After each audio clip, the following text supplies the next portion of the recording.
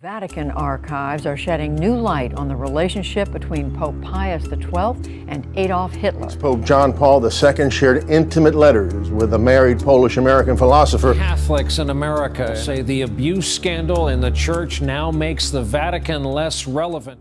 La Cité du Vatican est le plus petit pays du monde, entièrement enclavé dans la ville de Rome, avec une superficie d'environ 50 hectares et une population d'à peu près 1000 personnes. Mais sa taille physique modeste cache une influence et une autorité considérablement démesurées. En tant que siège du Saint-Siège, la juridiction du pape, la Cité du Vatican est le centre de commandement de l'Église catholique, la plus ancienne et la plus grande institution religieuse du monde en activité continue. Toutefois, l'histoire du Vatican est entachée de quelques tâches peu glorieuses qui remonte au Moyen-Âge et à l'indépendance du Vatican vis-à-vis de l'Italie en 1929. Le Vatican est également un foyer de controverses et est criblé de sombres secrets. Voici quelques-uns des sombres secrets du Vatican qu'il préférerait que vous ne connaissiez pas. Les scandales de la Banque du Vatican. La Banque du Vatican, également connue sous le nom d'Institut pour les œuvres de religion, ou IOR, est une institution financière véreuse. Depuis sa création en 1942, la principale organisation financière de l'Église catholique a été mêlée à tant de controverses que Business Insider a pu dresser un petit top 5 soigné basé sur le livre God's Banker de 2015. La banque a été créée pendant la Seconde Guerre mondiale pour contourner les restrictions imposées par les Alliés sur les opérations financières. Et comme elle était à l'abri de ces restrictions, la Banque du Vatican est devenue la meilleure banque offshore du monde. Depuis lors, la Banque du Vatican a acquis une certaine notoriété en raison de ses liens avec le crime organisé qui utilise la souveraineté du Vatican pour éviter la surveillance des banques internationales. Le Vatican aurait tenté d'acquérir 900 millions de dollars en obligations et titres contrefaits auprès d'une opération liée à la mafia dans les années 1970 et un prêtre a été arrêté en 2013 pour avoir tenté d'utiliser la Banque du Vatican pour transporter des millions d'euros pour la mafia.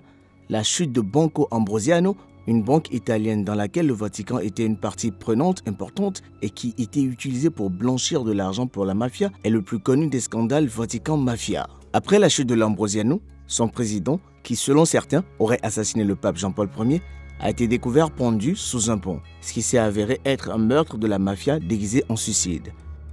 Il va sans dire que des efforts pour restructurer la Banque du Vatican sont en cours depuis quelques années. Les nazis étaient escortés en lieu sûr par le Vatican. Après les succès des Alliés en Allemagne à la fin de la Seconde Guerre mondiale, les nazis ont découvert que l'Europe était un endroit désagréable et ont commencé à chercher refuge ailleurs. Des milliers de hauts responsables nazis, dont beaucoup étaient des criminels de guerre et les autres étaient au mieux des nazis, ont pu fuir par-dessus l'Atlantique vers des pays d'Amérique du Sud, notamment le Brésil, le Chili et l'Argentine. La majorité de ces fugitifs ont pu fuir l'Europe par des lignes de rats qui passaient par l'Espagne ou l'Italie. Selon un article paru dans un livre de Gerald Steinacher, chercheur à Harvard, certains des permis de voyage qui se sont retrouvés entre les mains des nazis ont été livrés par une Croix-Rouge surchargée, ou peut-être trop sympathique, mais le Vatican a délibérément soutenu de nombreux fugitifs nazis. Le Vatican a toujours refusé de commenter ces événements et la majorité des documents pertinents n'ont pas encore été publiés dans les archives secrètes. Qui sait ce que nous pourrions trouver si le pape François ouvre les archives de cette période aux universitaires qualifiés en 2022? Le Vatican a profité de l'Holocauste.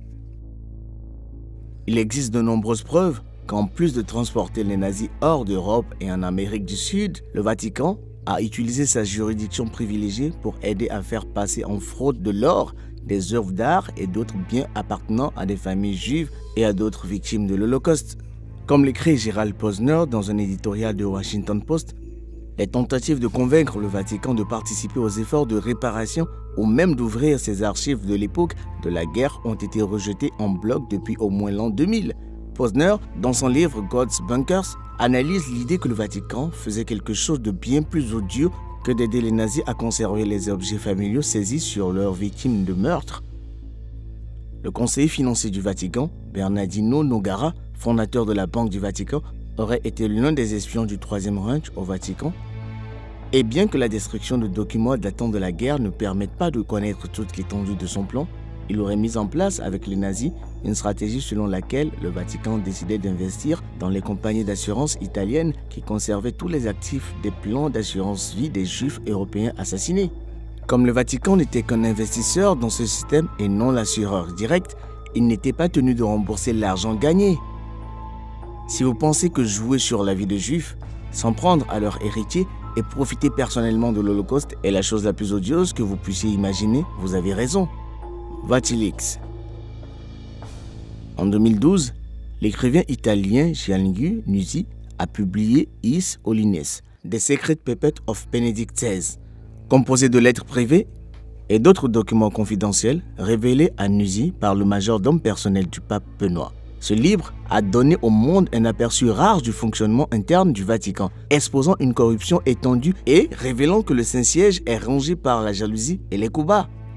Ce scandale de fuite est connu sous le nom de Vatilix. Plus étrange encore, comme l'explique un article, une enquête interne du Vatican sur la fuite de ces documents a révélé qu'un groupe extérieur faisait chanter un réseau de prélats homosexuels clandestins qui auraient organisé des orgies homosexuelles dans des villas, des salons de beauté et des saunas à Rome et dans ses environs. Nombreux sont ceux, dont le frère du pape Benoît, qui attribue au stress de ces scandales croissants la décision du pape de se retirer. Tribunal secret pour les mauvais péchés. Certaines infractions sont jugées extrêmement graves dans le système judiciaire catholique. Dans la cité du Vatican, les évêques dévoués du tribunal extralégal qui enquêtent sur ces actes odieux sont des membres éminents de la pénitentiaire apostolique.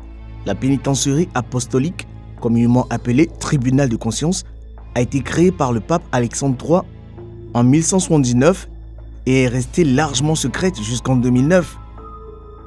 Le tribunal traite les cas impliquant des péchés graves pour lesquels seul le pape peut donner l'absolution.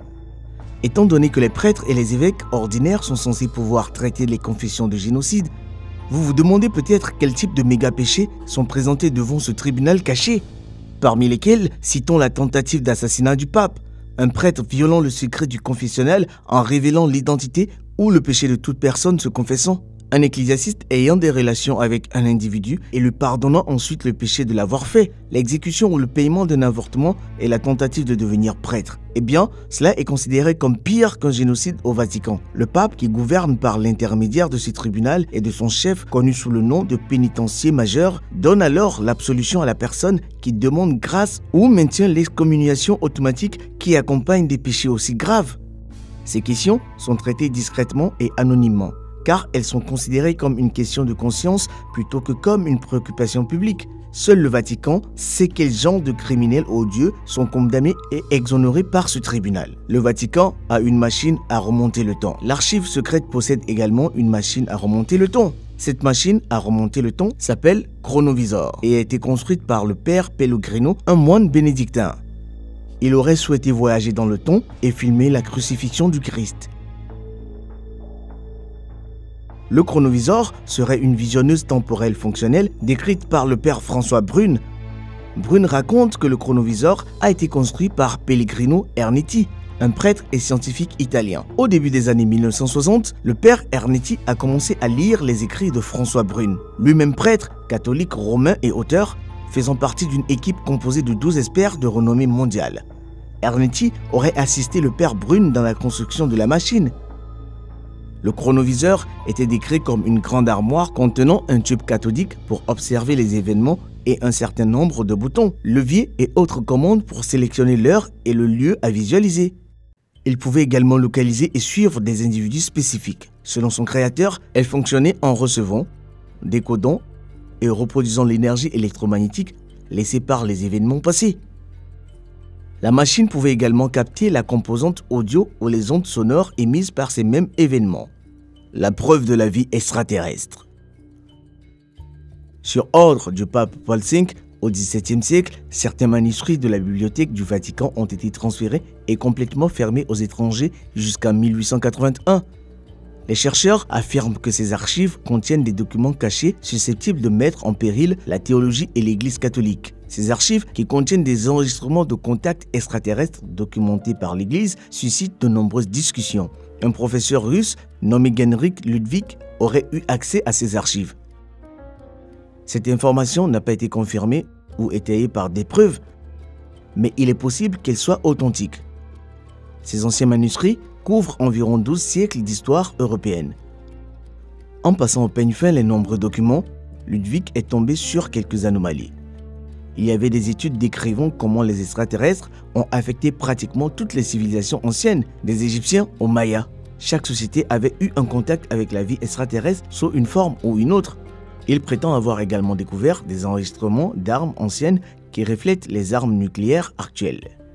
Selon une théorie, les murs de Babylone ont été fondus par une arme qui a émis une énorme quantité d'énergie. Les archives du Vatican sont contrôlées par les Illuminati. Si tous les chemins mènent à Rome, alors toutes les théories de la conspiration doivent mener au Vatican sous une forme ou une autre. Certains pensent que les Illuminati ont autorité sur les archives. Ces personnes ont probablement raison, mais pas dans le sens où des superstars comme Britney Spears ont la main sur la conservation des archives. De toute évidence, les artistes sont trop occupés pour travailler sur ces archives. Malgré cela, les Illuminati se sont tranquillement reconstruits après leur rupture médiévale, notamment des membres aux plus hautes fonctions du monde. La Cité du Vatican est l'un de ces postes, et plusieurs fonctionnaires de haut rang, dont les archivistes, sont sans aucun doute des membres des Illuminati. Le Grand Grimoire. Le Grand Grimoire, également connu sous le nom de Dragon Rouge et d'Évangile de Satan, a été découvert en 1950 dans la tombe de Salomon et est écrit en hébreu ou en araméen biblique. L'Église catholique romaine possède ce livre en 4 parties, qui est conservé dans les archives secrètes du Vatican et n'est pas accessible au public. Quelle preuve avons-nous de son existence? L'Église en revendique la propriété officielle. Selon la mythologie, le texte est basé sur les écrits du légendaire Honorius de Thébès, que beaucoup considèrent comme possédé par Satan.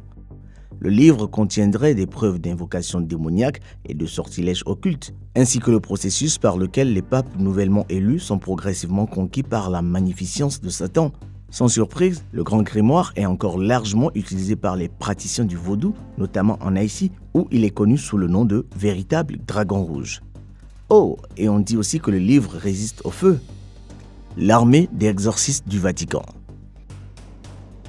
Alors qu'il serait facile de rejeter l'exorcisme comme quelque chose du Moyen-Âge et des films d'horreur à l'ère de la psychologie et des neurosciences modernes, le fait est que cette pratique est bien vivante au sein de l'Église catholique. En fait, le père Gabriel Amort, l'ancien exorciste principal du Vatican décédé en 2016, a affirmé avoir effectué un nombre remarquable de 130 000 exorcismes tout au long de son service.